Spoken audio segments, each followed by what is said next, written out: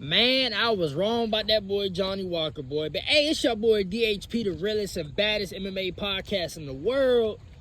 And I know y'all haven't heard my voice in a minute. I know I've been gone for like, a day and a half, 2 days. But you know what? Your boy is back at it. So, I didn't do the review. I seen the fight highlights. I didn't really do the review, so I'm gonna do the review on this weekend recap. So this week's weekend recap is the review show. So without further ado, let's have a little chit chat of what happened this past weekend, Saturday morning. As y'all know, I went to an event and it was pretty much all day for it. I didn't really leave the event until like 7 o'clock at night, and I was just smoked. But anyway, Johnny Walker. My boy Johnny Walker actually did the damn thing. We're going to get to Aljo too, because I've seen the highlights of that fight too. That fight went down pretty much as I expected it to be. Aljo, he was just that much better than T-City. But T-City, we're going to get to him in a minute, because we're going to talk about him and Tracy Cortez, this whole little situation. But Johnny Walker, though, it's funny how to start the fight, my nigga Johnny Walker instantly shot it for a takedown, and it pretty much failed for real. He tried to go in for the takedown, he shot for the takedown, and then Zhang Man Yang, he reversed position and pretty much got top mount. But overall, Johnny, I seen how he was able to set up his strikes. I think he's got with a new crew. If I'm not mistaken, he's got with a new crew. So that new crew might have changed his style for real, because he actually looked poised. His striking was on point. I mean, he always had the power, but the thing about Johnny Walker is he's either getting demolished and knocked out, or he's the one knocking these niggas out. But this time around, he did the damn thing. I like his low leg kicks on Zhang Man Yang. One of them actually crippled him. From the ones I've seen, it actually crippled him. So I like that. And he looked more patient and technical more than usual. Like, he looked poised. So I want to say, I'm hoping whoever he's with, because he's with somebody new, that's for sure. I got to do my research on that. But whoever he's with is doing a damn good job with him in this fight. And if Johnny could get his grappling on point, maybe we might have something here. We might get back to the Johnny Walker that we were supposed to be getting back in the 2021, 2022 days. After his crazy start, his rocket start in the UFC back in 2020. But this he proved me wrong. He proved me wrong. This was the Johnny Walker that I became a fan of, that I had high hopes for, because like I said in prior video, and shout out to my boys, the private conversations I had way back in the day, I'm like, bro, Johnny Walker, he's the next one to beat John Jones. Now obviously that didn't pan out, but shit like this, what y'all just saw Saturday morning, this is what I thought Johnny Walker would do to everybody else, and even John Jones. So major shout out to Johnny Walker, because this was much needed. Now, I did say he was, to lose, because I thought Zhang Man Yang, he's the next. And it's funny because now I seen the little memes and shit, whatever, yesterday while I was in it. I'm not gonna lie to you, yesterday was brutal. Like, I was just, on and off sleeping. But from what I've seen yesterday, people was putting the memes about him. He's the last hype train to get derailed, whatever. Not necessarily, because same thing I said about Bo Nickel and also Paul Rosas Jr. Sometimes you need a loss like this, because at the end of the day, hold on, I'm at the boat dock, so I'm trying to figure out if I'm in somebody's way or not. But at the end of the day, if you have the ability to adapt, you can grow from that loss and then further your career after that loss. You know, a lot of people, there's been a lot of fighters who lost their first couple, you know, UFC fights and they turned it around. Look at I think Marab lost a couple of his fights starting out, and then look at him now, you know. Yeah, but this ain't really the end for Zhang Mingyang. He's still a beast. He's still a beast. It's just whatever happened with Johnny Walker in this fight camp, he turned it around. You know, Johnny Walker, he put it on him. But I'm actually, even though he, you know, low key, selfishly, I wanted him to lose this fight so we can see him at heavyweight, because I feel like heavyweight, stylistically wise, heavyweight, he can make some noise at heavyweight. But I'm happy to see he's back in the W column. So shout out to Johnny Walker. So now we get on to Aljo and T-City. Lord Jesus, T-City, he did not, from what I've seen, and again, these are highlights, he did not look good at all. Aljo, and I seen T-City, I did say, go back in the preview shot, I did say, like, if the fight goes to the ground, Brazilian Jiu-Jitsu for Brazilian Jiu-Jitsu, Jiu-Jitsu for Jiu-Jitsu, it's going to cancel each other out. I seen that Aljo, he took T-City down, right? And T-City tried to get the triangle, as he always do. You know, going back to that legendary round against Volk, when Volk had him on the ground, and T-City went for that triangle. You know, that's what T-City is so good at doing. But Aljo plays that game as well, so he's more responsibly defensive than, let's say, somebody else would be, right? Surprisingly, Volk was, I don't even think Volk is really technically, like, responsive when it comes to submission defense. It just, he had heart. Because if you really go back and look at that Volk fight, T-City had them joints locked up. The guillotine, he had it locked up. The triangle, he had locked up. It's just Volk's heart and his determination. It just, he held on for dear life, and T-City just burnt out, you know. But Aljo is very responsibly defensive when it comes to submissions.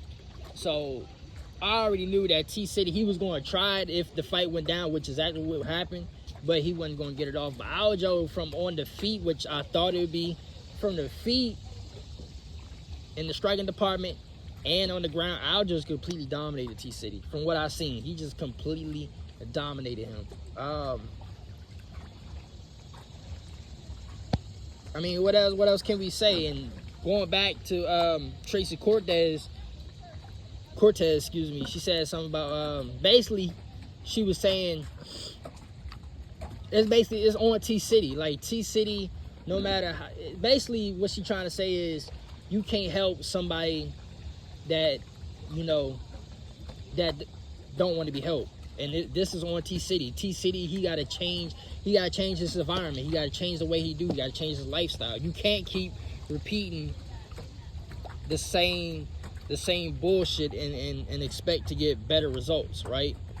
So, and I know people in the comments, they was like, you know, saying that Trace trying to get her 5 minutes of fame, whatever. You know, and it could be that she's still emotionally attached to T-City, but at the same time, let's not gloss over the fact that she is saying some shit that is true. From me on the outside as a podcaster, from what I've seen and what I've been saying in my videos, like, T-City, he needs to get away from featherweight, because I don't think that whatever he's doing, his body can handle it. So I'd rather him go up to lightweight so his body can be much more responsive, much more lively. And it's lining up to what Tracy is saying, like, whatever T-City is doing, it's hand in hand. It's like his body can't handle featherweight, but also his lifestyle is contributing to his failures at featherweight. So that pretty much sums it up. I don't agree with, you know, people trashing Tracy Cortez, because Tracy, And again, Tracy still might have emotional attachments to T-City, but she's saying the right thing. She's saying the shit that I've been saying in videos prior, you know. T-City, you gonna have you gonna have to look yourself in the mirror, bro. Like, real talk, you gonna have to look yourself in the mirror and figure out what the fuck you need to do to change this and turn this shit around. Because honestly, if you not, I can pretty much guarantee you, the way you miss weight this week, and then you fighting the way you fought, and you lost the way you lost, if you wasn't Brian T-City Ortega, the UFC would have cut your ass in a heartbeat, bro. You definitely got the Brian Battle treatment. But because of your name and what you bring to the UFC, and not only that, you know, you've been in the game for a while, so even though you kind of fucking up, they're giving you a third chance, a fourth chance, and a fifth chance. So you gotta look yourself in the mirror and do what you gotta do, and you gotta change. Only you can change it. Like, maybe you gotta get away from the people. Maybe the people in your circle is not helping. You need to get away from them people. But only you can change the ship around and stop wasting your time at featherweight. Now, since Aljo, basically, I think the scorecard was like what? Like 50-45, something like that. Like, after he just dominated you, there is no way in hell you getting another shot at featherweight. You definitely, and I said it in the preview, I'm like, even if you do beat Aljo, I don't see you beating somebody like a Gene Silva. You know what I mean? And even if and let's say Diego Lopez do beat Gene Silva, low key, because you lost to Aljo, ranking wise, you might end up getting matched up against somebody like Gene Silva. So that's a double-edged sword that you just can't escape. You know, but I mean, just go up to lightweight, bro. Just go up to lightweight. And also, before I get away from Aljo, about the fight, that spinning elbow he had, I seen the video that he made.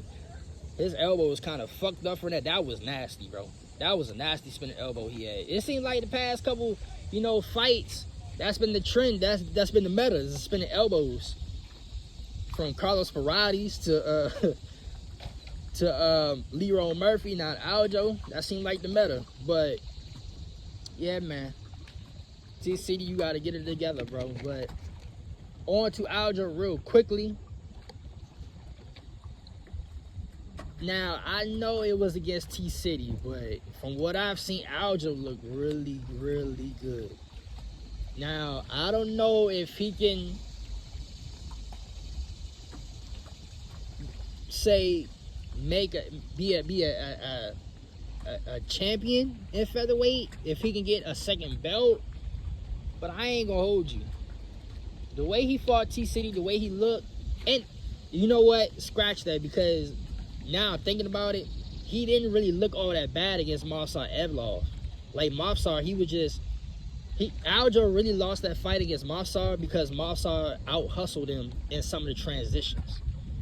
But it was pretty much an equal fight. So Aljo really didn't even look that bad. So between this fight with Movsar and then the T-City fight, I'm not gonna hold you. Aljo looking scary at featherweight, boy. He's looking scary and real good at featherweight. I'm gonna go a little further with Aljo, where I'll put him like matchmaking wise, because today is the 25th, I believe. So that rankings video is coming out pretty soon. I'm gonna put it out pretty soon. But Aljo, hey, he can make some noise in this featherweight. He can really make some noise in this featherweight. I ain't gonna hold you. Maybe, and this is probably too soon, because I think Movsar Evloev, he's fucking up his chances at like getting a title shot.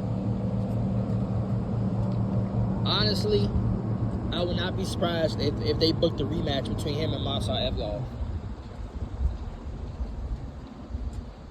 Because the more Movsar Evloev is pulling out of fights, whether it's for injuries or whatever, there's a lot of people that's fighting their way up the rankings, especially going back to Gene Silva. If Gene Silva actually smokes Diego Lopez, Gene Silva's going to be up there. And then Leron Murphy. So then you already got Yair Rodriguez, right? They were thinking about doing the Volk and Yair rematch for the title. But Leron Murphy doing what he did, Leron might have skipped over Yair. And the mix of all this, right? In the mix of all this, Masa Evlov has got lost in transit. Like, his name just got completely lost in transit. So I wouldn't be surprised if they book Aljo and Masa Evlov the rematch. Either they're going to do that, or they're going to book Aljo, have Aljo go against Yair Rodriguez. But yeah, that's. And I heard the fight card. I wish I would have seen the whole card, because I heard the whole fight card was pretty much banger. So I actually, because we got no UFC fights this weekend, UFC returns next weekend. I'm gonna go back and look at some of them stuff, and I might double back on this review portion for UFC Shanghai. But anyway, man, I know y'all haven't heard my voice in a minute. I'm back on the grind now, so expect another video tomorrow for both platforms. Yeah. Until my next video tomorrow, I'm gonna holler at y'all niggas later, man.